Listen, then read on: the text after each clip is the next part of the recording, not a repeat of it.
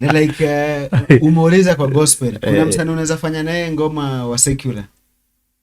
Unajua secular, msanii anaweza kuwa secular na usimjaji kwa sababu anafanya secular.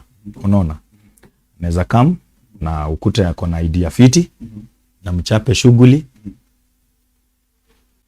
na inabariki watu wengi na mnasonga mkisonga.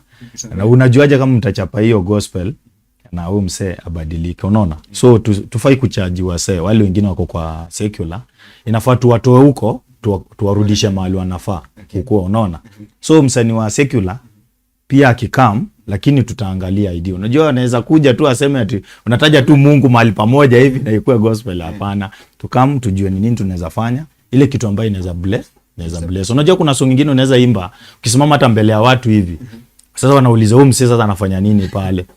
Unaona, hiyo situation inakuanga tricky sana. So ni vizuri wakati unaimba song but unakuta hata kama watu wamenyamaza but wanaisikiza. Kitoka pale, mimi nishaenda church nyingine nikaimba song, watu wametulia, nikafikiria kwani hadi nilitamani niache hiyo microphone itoke, lakini wakati nilimaliza nikajua kumbe watu walikuwa wametulia wanasikiza hiyo message. Unaona, kila mtu ananiambia uendelee hivyo na usibadilishe njia ya kuimba. Hiyo muziki inatubless sana. So pia muziki lazima tunapoimba, tunapoandika tuangalie ni nini tunafanya, cause unaingia studio ukiwa peke yako, lakini hiyo muziki unapotoa ni watu wengi wataisikiza. The ideal producer mwenye unaweza penda kufanya naye kazi? Mimi natamani kufanya na maproducer wengi. Ni vile hiyo uwezo pia inakuwa ni tricky kwa sababu ya pesa. Mention tu.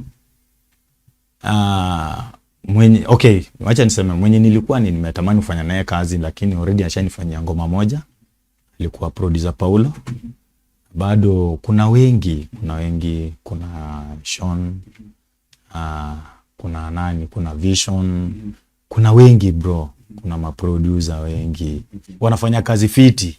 Unaona, kuna maproducer wengi sana yani. Unasema mfuko ndio inakataa. Mfuko ndio inakataa bwana. Hapo pa mfuko naye ni shida. Lakini tunashukuru Mungu kwa sababu pia ile yenye tumepata na tunajituma basi na tunafanya kazi ya God isonge mbele. Okay. Yeah.